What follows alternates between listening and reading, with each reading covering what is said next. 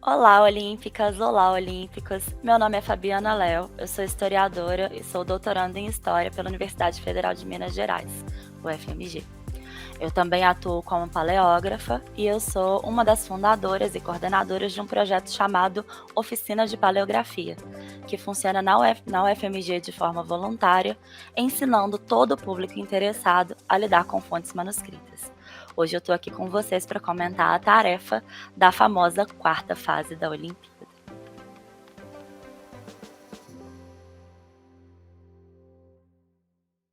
Quando a gente ouve a palavra paleografia, né, só de imaginar o que ela significa, já dá para saber que é um campo do conhecimento que vai lidar com escritas antigas.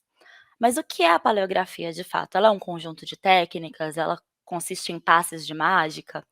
Bom, a paleografia é uma ciência transdisciplinar. O que que isso quer dizer? Isso quer dizer que ela é construída e que ela recebe contribuições e fornece contribuições para diversas áreas do conhecimento. Uma delas é a história, mas também dialoga aí com a linguística, com a ciência da informação, com a arquivologia, dentre várias outras ciências. A paleografia surge no período moderno com um objetivo muito específico, que era de constatar ou não a autenticidade de documentos oficiais que tivessem sido escritos à mão.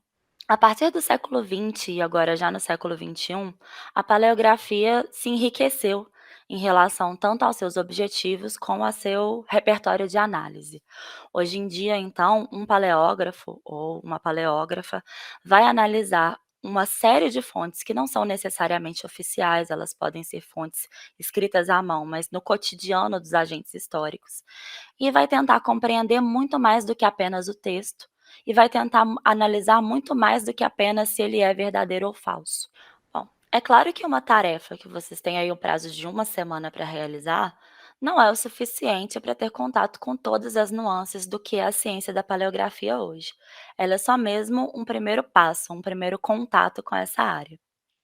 E por que que é tão bacana para os profissionais da paleografia que exista hoje, né, como existe nos últimos anos, uma tarefa que é dedicada exclusivamente a uma fonte manuscrita? Bom, por vários motivos. Como professora de história, eu considero pessoalmente que toda oportunidade, todo ambiente de aprendizado, que seja coletivo, que seja colaborativo, já é uma grande experiência para o pessoal que está na educação básica. Em segundo lugar, eu acredito que é uma oportunidade bem legal de entender um pouquinho mais como as informações que a gente conhece, né, que a gente encontra no livro didático, foram chegar nesse livro didático. Então é uma oportunidade de ver os bastidores do ofício do historiador, da historiadora, e entender um pouquinho mais como o conhecimento histórico é construído e é analisado. Falando então mais especificamente do manuscrito que foi escolhido esse ano para a tarefa. Ele é uma certidão, né, como todo mundo pôde observar aí na linha 2, e ele é o que a gente chama de um documento misto. Ele tem algumas partes impressas e outras partes manuscritas. Então, as 3 primeiras linhas são de texto impresso. E numa primeira observação, é importante notar que essa tarefa, esse manuscrito, ele é muito mais do que só a informação textual. Ele também é composto por selos, ele é composto por alguns carimbos, ele é composto por um cabeçalho. E todas essas informações, elas têm que ser levadas em conta para entender o contexto de produção desse documento, o tema do qual ele trata, qual é o evento histórico, né, qual é o processo, o episódio que está acontecendo aí, que está registrado nessa fonte escrita. Então eu considero que uma primeira dificuldade pode ter sido observar todos esses elementos, né. Que selo é esse? O que está escrito nesse selo, para que ele serve? Esse carimbo, o que está escrito nesse carimbo, qual é a função dele no manuscrito? Será que a informação que tem no carimbo se repete no texto? Será que a informação que tem no selo me ajuda a entender algo que está no corpo do texto? Enfim. A primeira orientação que eu daria, então, uma dica aí para os olimpianos e olimpianas do futuro, é sempre que tiver essa tarefa, antes de começar a ler exatamente, né, digitar lá a resposta, tenta observar a imagem como um todo. Como ela começa, como ela termina, de quais elementos ela é composta.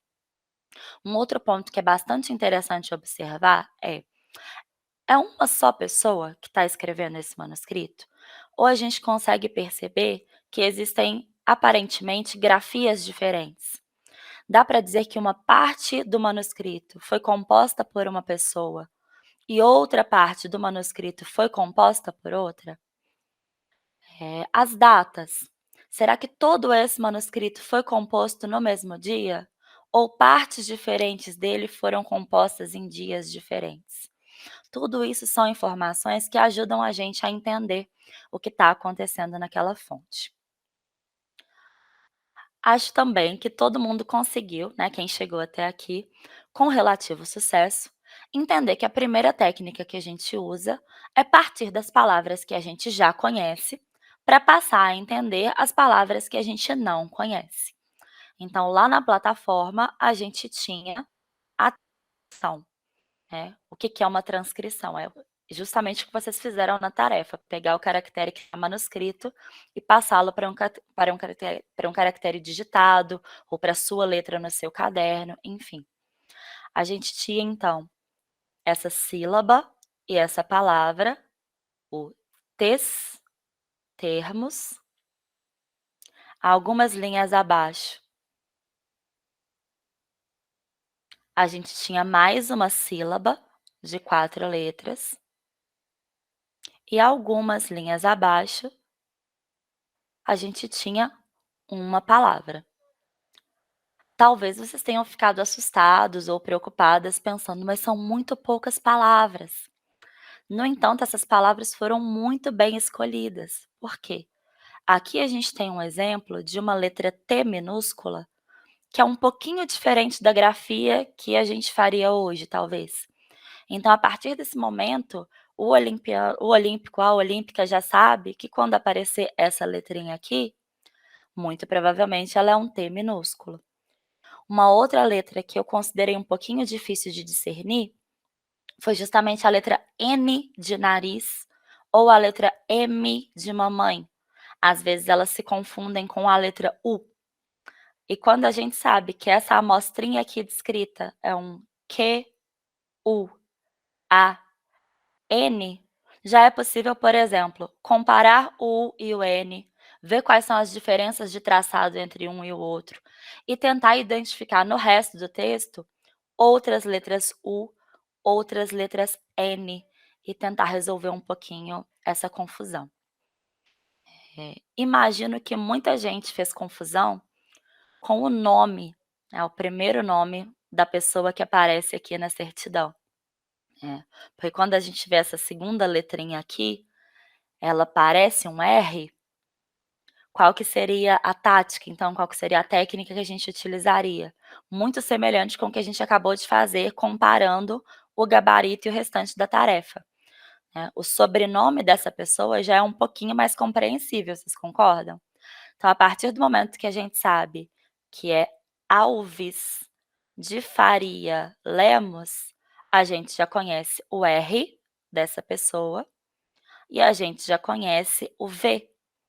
Então, a gente pode voltar para o primeiro nome e ver que essa pessoa se chama, na verdade, Everilde, porque aqui está exatamente o mesmo V de Alves e aqui está exatamente o mesmo R de Faria.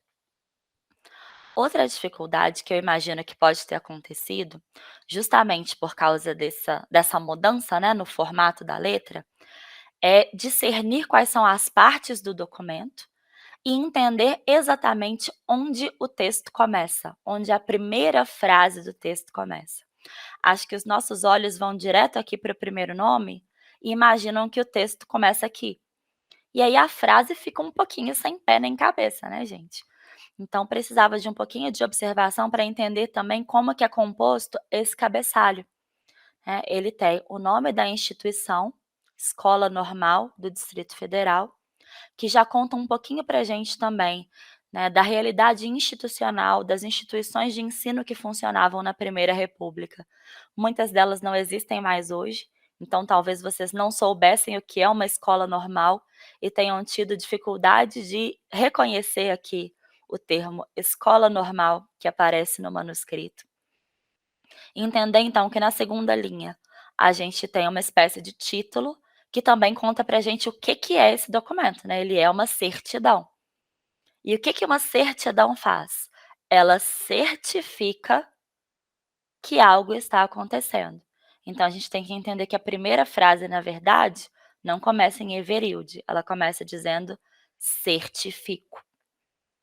Também temos aqui uma espécie de diálogo entre vários documentos diferentes, dos quais a gente só está conhecendo um, né? Porque o texto diz: certifico, em virtude do despacho exarado na petição de Everilde Alves de Faria Lemos. Então, nós temos aí uma certidão, um despacho e uma petição. E uma parte dessa petição, né, que é o que exatamente a Everilde está pedindo, ela é transpassada, né, a gente chama de tresladada, ela é copiada aqui dentro do texto da certidão. Então entender qual que foi o processo, né, o que que a Everilde foi pedir, o que que foi feito lá na escola normal a partir do momento que a Everilde fez esse pedido.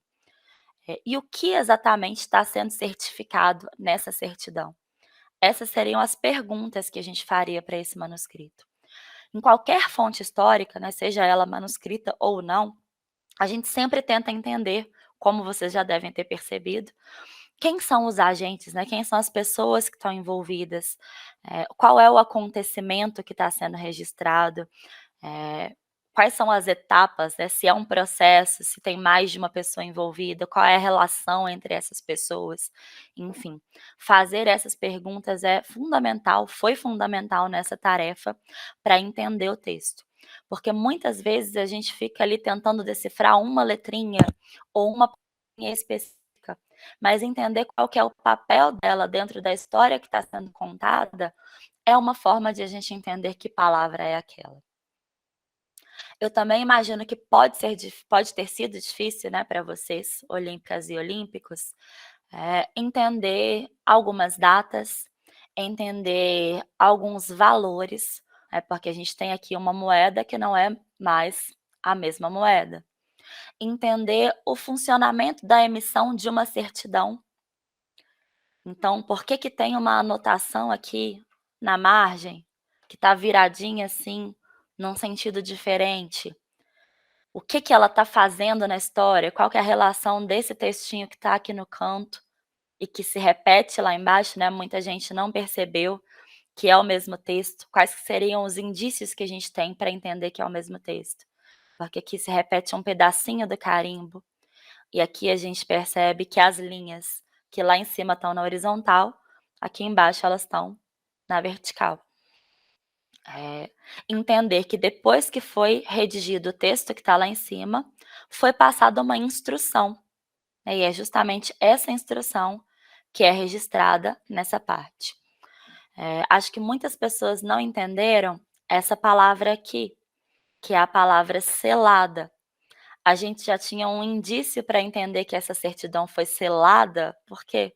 Porque os selos estão aqui coladinhos. É. Muitas vezes, quando apareceram datas, essas datas também podem ter apresentado alguma dificuldade. Quando a gente vê, por exemplo, que a Everilde fez parte da mesa examinadora de prática escolar no ano de 1916, pode ter sido um pouquinho difícil entender a palavra 16, porque ela não está escrita como nós escreveríamos hoje, né. A ortografia da palavra 16 hoje em dia é um pouquinho diferente. Primeiro, porque, né, não tem aqui os 2 S's, né, a gente tem um S só. E segundo, porque a gente tem aqui o que a gente chama de S caudado. Ele também aconteceu aqui em cima, ó, no 18. Então muitos de vocês podem ter visto essa letrinha aqui e achado que era um Z, ou não entendido que letra era. Essa é uma dificuldade que só a partir do momento que a gente tem um pouquinho de contato com o mundo dos manuscritos, a gente passa a entender. Bom, até agora então, as técnicas que a gente utilizou para entender um pouquinho melhor a história que está sendo contada nesse manuscrito, foram todas, né, trabalhando com pistas que estão dentro do próprio manuscrito. Principalmente essa ideia de comparar, então, as letras que fazem parte das palavras que a gente já entendeu, com as letras que fazem parte das palavras que a gente não entendeu. Uma ferramenta que pode ajudar bastante nessa etapa é a gente produzir o nosso próprio alfabeto, fazer uma espécie de dicionário para a gente mesmo de como essa pessoa escreve cada letra. Esse dicionário ele pode ser feito de várias maneiras.